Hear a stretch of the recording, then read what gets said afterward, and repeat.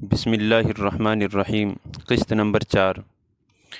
مسعودہ کی والدہ کو قتل کرنے کے بعد کپور سنگھ اور اس کے ساتھیوں نے مسعودہ کو بے ہوشی کے عالم میں لیا اور راتوں رات نانودا سے بھاگ کھڑے ہوئے۔ اگلی صبح کو جب مسعودہ کو ہوش آیا تو اپنے آپ کو جنگل میں کپور سنگھ اور اس کے ساتھیوں کے درمیان اس حال میں پایا کہ امی جان کا خون آلودہ دوپٹہ حلق تک ٹھونسا ہوا ہے، باقی کپڑوں پر بھی خون کے دھبے ہیں۔ مسعودہ نے والدہ کا خون سے لت پت دوپٹہ دیکھ کر فوراً اپنی ماں کے متعلق سوال کیا کہ یہ خون کیسا ہے۔ کپور سنگھ نے جھوٹ بولتے ہوئے جواب دیا، تیری ماں تو مرد مار عورت ہے، یعنی مردوں جیسی طاقت اور ہمت رکھتی ہے، مردوں کی طرح حملہ کرتی ہے، ہمارے قابو میں نہیں آئی، بڑی مشکل سے تجھے نکال کر لائے ہیں، اور یہ خون تو تیرے ہونٹوں کی باچھیں پھٹنے سے نکلا ہے۔ مسعودہ کوئی چھوٹی بچی تو تھی نہیں کہ یقین آ جاتا، کم عمر ضرور تھی مگر عقل پختہ تھی، سمجھ گئی کہ دجل و فریب سے کام لیا جا رہا ہے اور والدہ اب اس دنیا میں نہیں رہی۔ مسعودہ کو حالات کے گرد و پیش سے پورا یقین ہو چلا تھا کہ اب والدہ کا سایہ عاطفت بھی ختم ہو گیا اور آئندہ حالات سے مقابلہ تنہا ہی کرنا ہے، اس لیے صبر سے کام لیتے ہوئے خاموش ہو رہی اور تقدیر پر راضی رہیں۔ ان لوگوں نے مسعودہ کو قصبہ اندری، یہ ضلع کرنال ہریانہ کا ایک میڈیم درجے کا ٹائپ کا ایک قصبہ ہے، کھیتوں اور جنگلوں کے راستے سے گنگو ہوتے ہوئے اندری کے جنگلوں میں پہنچے تھے۔ تو مسعودہ کو قصبہ اندری کے جنگلات میں تقریباً ایک ماہ رکھا۔ اصل منزل کی طرف پکڑے جانے کے اندیشے سے نہیں گئے، پورے ایک ماہ اس رئیس زادی کو جنگلات میں لیے پھرتے رہے۔ اس ایک ماہ کی مدت میں مسعودہ کو کپور سنگھ نے بہت بری طرح پیٹا، اپنے بچوں کو چھوڑ بھاگنے کی مسعودہ کو پوری سزا دی۔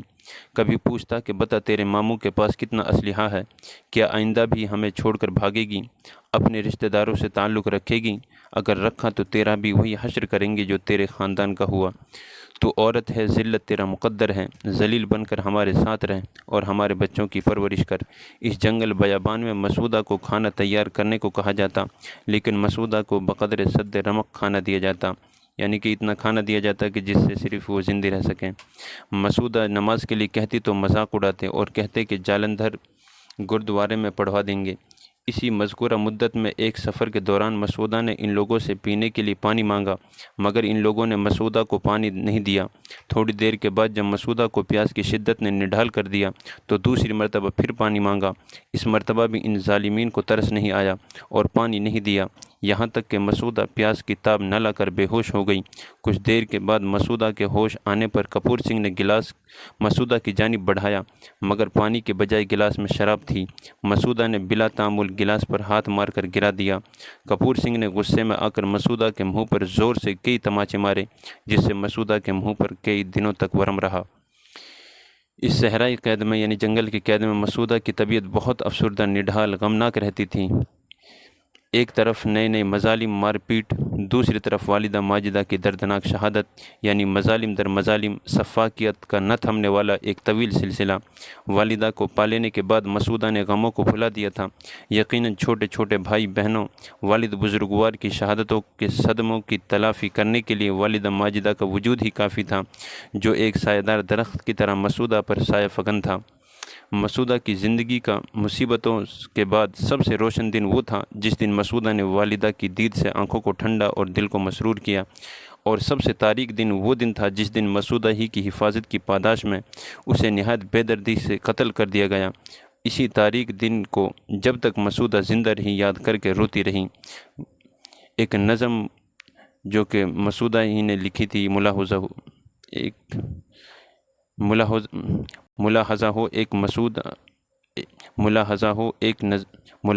ایک نظم مسعودہ ہی کے الفاظ میں۔ اے میری مونس، میری ہمدرد، میری غم گسار، کس کو جا کر میں کروں گی سب سے پہلے السلام، کون اس انداز سے مجھ کو کرے گا اب پیار، سوئے در کس کی نگاہیں اب اٹھیں گی بار بار، میں نہ بھولوں گی محرم کی وہ 27ویں رات، لٹ رہی تھی جب ہماری عشرتوں کی کائنات۔ جب یہ لوگ تعاقب کے اندیشے سے مطمئن ہو گئے، یعنی پیچھا اب ہمارا نہیں کیا جائے گا، اور سمجھ لیا کہ آس پاس کے علاقوں میں ہماری تلاش ختم ہو گئی، تو مسعودہ کو لے کر جمنا نگر ہوتے ہوئے فیروز پور پہنچے، جو کہ پنجاب کے اندر ہے۔ مسعودہ کی فیروز پور کے ایک ہوٹل میں نظر بندی۔ इस मर्तबा अगवा करने के बाद कपूर सिंह अपने असल ठिकाने पर नहीं पहुंचा, बल्कि अपने दोस्त दरबार सिंह के क्लब देव नामी होटल में मसूदा को नज़रबंद रखा। ये दरबार सिंह एक एमएलए था जिसने कपूर सिंह का पूरा साथ दिया था और मसूदा के घर को लुटवाने में ये बराबर का शरीक था। इन अय्याम में सूबा पंजाब में असम्बली इलेक्शन हो रहे थे। होटल का मालिक दरबार सिंह खुद इलेक्शन में खड़ा था। मसूदा चूँकि गुरमुखी जानती थी यानी पंजाबी ज़बान, इसलिए होटल में नज़रबंदी के साथ साथ वोटर लिस्ट की लिखने की खिदमत मसूदा से ली जाने लगी। इलेक्शन की हमाहमी में बहुत सी मरतबा होटल मुलाजिमीन के साथ मसूदा को लगा दिया जाता कि खाना तैयार कराने में उनके साथ शरीक रहें। गर्ज के मसूदा को आराम का मौका भी नहीं दिया जाता, हर वक्त किसी न किसी काम में लगा दिया जाता। मज़ीद सितम ये कि काम पूरा न होने पर ज़दो-कोब किया जाता, मार पीट की जाती। होटल मैनेजर ने यह मालूम होने पर कि ये मुस्लिमा लड़की है, तमाम मुलाजिमीन को हुक्म दिया कि इस पर कड़ी नज़र रखें, किसी से बातचीत न करने दें, हर नक़्ल व हरकत की इत्तला कपूर सिंह को दें। एक मरतबा रात के वक्त छुप कर इशा की नमाज़ पढ़ रही थी कि अचानक कपूर सिंह ने देख लिया। देखते ही पीछे से इस ज़ोर से धक्का दिया कि मसूदा का घुटना ज़ख्मी हो गया और काफ़ी चोट आई। फिर नमाज ही की हालत में बहुत बुरी तरह मारा। कपूर सिंह के हाथ के कड़े से मसूदा का होंठ कट गया और तमाम बदन लहूलुहान हो गया। इसी हाल में कपूर सिंह मसूदा को छोड़कर बाहर निकल गया और मसूदा आधी बेहोशी के आलम में पड़ी रही। आधे घंटे के बाद कुछ ताकत महसूस होने पर मसूदा ने चाहा अपनी नमाज़ मुकम्मल कर ले, मगर हिम्मत न हुई, इसलिए बैठकर नमाज़ मुकम्मल की और मसूदा की ज़बान से ये अल्फाज जारी हुए, ए अल्लाह मुझे इस मुसीबत के वक्त में साबित कदमी अता फरमा। एक मरतबा मौका पाकर मसूदा ने अपने ऊपर होने वाले मज़ालिम का तज़किरा दरबार सिंह से भी किया, इस उम्मीद में कि बड़ा आदमी है, सियासतदान है, शायद कुछ सुनवाई हो। लेकिन दरबार सिंह ने मसूदा की बातों पर बिल्कुल कान न धरा। मसूदा को क्या मालूम था कि गंदी सियासत करने वाले दरबार सिंह जैसे लोग ही दरअसल कपूर सिंह जैसे ज़ालिमीन की पुश्त पनाही करते हैं। ऐसे सियासी लोग सिर्फ़ अपने मफाद को सामने रखते हैं। इन लोगों के यहाँ रहम का कोई खाना नहीं होता। ये मसूदा की सादगी ही थी कि जो शख्स मसूदा के अगवा में बराबर का शरीक हो, कपूर सिंह की हिमायत में एक कदम भी पीछे ना रहा हो, उसी के सामने मसूदा ने अपना रोना रोया। दरबार सिंह ने मसूदा की नहीं सुनी, उससे यही उम्मीद थी। मसूदा की उस ज़ात बारी अज़्ज़ा इस्मुहु ने सुनी जिसकी मोहब्बत और जिसके दीन के खातिर यह हंगामा बरपा था। असल मुकाबला मसूदा और कपूर सिंह का नहीं था, ईमान और कुफ्र का था। मसूदा अगर चाहती तो चैन और सुकून, ऐश और आराम की ज़िंदगी बसर कर सकती थी, घर की मलिका बनकर रह सकती थी, मगर मसूदा बिनते हाफिज़ वहाब साहब गंगोही की शक्ल में नहीं, बल्कि प्रकाश कौर बिनते कैसर सिंह की शक्ल में, कपूर सिंह के घर के माहौल में रंग जाने की शक्ल में, ईमान और यकीन के रुखसत कर देने की शक्ल में। लेकिन मसूदा यही नहीं कर सकती थी। यानी कि कपूर सिंह ने मसूदा की जो 4 साल उनको कैद करके रखा, कई बार फ़र्ज़ी बयानात दिलवाए, अपना नाम मसूदा के बजाय प्रकाश कौर और वालिद का नाम कैसर सिंह कहलवाया। ये भी जबरन कहलवाया कि वो पाकिस्तान से आई हुई शरणार्थी हैं। इस खातून की नज़र में ईमान दुनिया की सबसे कीमती चीज़ थी। ईमान और इस्लाम से मोहब्बत की वजह से कपूर सिंह को एक लम्हे के लिए बर्दाश्त नहीं किया। अपने पेट से पैदा शुदा बच्चों को ये कहते हुए ठुकरा दिया, ये नाजायज़ औलाद है, गिलाज़त है, नापाकी है। पेट के अंदर तो पाखाना भी होता है, क्या कोई पाखाने से मोहब्बत करता है? तूने छोड़ा जन्नत शद्दाद को, तूने ठोकर मार दी औलाद को, हाँ मगर इस्लाम को छोड़ा नहीं, रिश्ता तौहीद का तूने तोड़ा नहीं। मसूदा के लिए होटल से खुलासी की राह हमवार। दरबार सिंह के होटल में 14 रोज़ कैद रहने के बाद एक अजीब ढंग से अल्लाह ने मसूदा के लिए राह फरार पैदा की।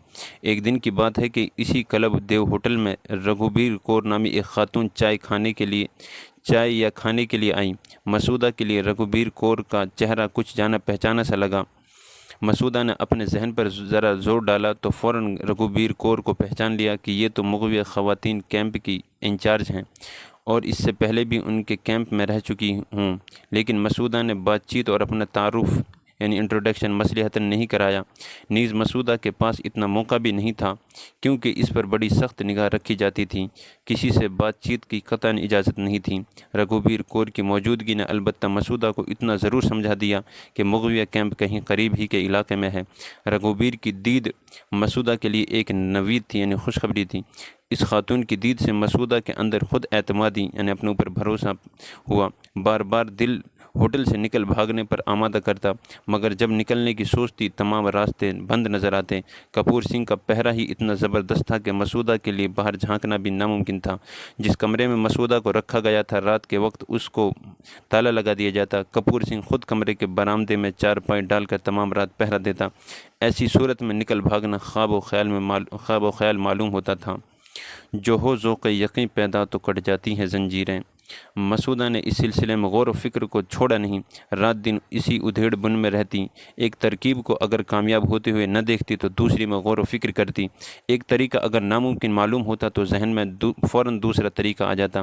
روزانہ کے معمول کے مطابق مسعودہ اپنے کمرے میں تھی کہ اچانک مسعودہ کی نگاہ کمرے کے روشن دان پر پڑی، جو بلندی پر ہونے کے ساتھ ساتھ تنگ بھی تھا۔ روزانہ نامعلوم مسعودہ کی نگاہ کتنی مرتبہ اس روشن دان پر پڑتی ہوگی، کتنی مرتبہ اس کو دیکھا ہوگا، لیکن آج کی نگاہ کچھ اور ہی تھی۔ آج کا دیکھنا ایک بامانہ تھا۔ مسعودہ کے ذہن رساں نے اس روشن دان سے نکلنے کی ترکیب سوچی۔ روزانہ موقع پا کر ایک دو اینٹ روشن دان کے کنارے سے اکھاڑتی اور پھر سلیقے اور عمدہ طریقے سے ان اینٹوں کو وہیں جما دیتی۔ دشمن جب خواب غفلت میں چلا جاتا تو مسعودہ نکلنے کی راہ ہموار کرنے میں لگ جاتی۔ جب ایک آدمی کے نکلنے کے بقدر جگہ ہو گئی تو مسعودہ موقع کی تلاش میں رہنے لگی۔ بالآخر مسعودہ کو موقع ہاتھ آ ہی گیا۔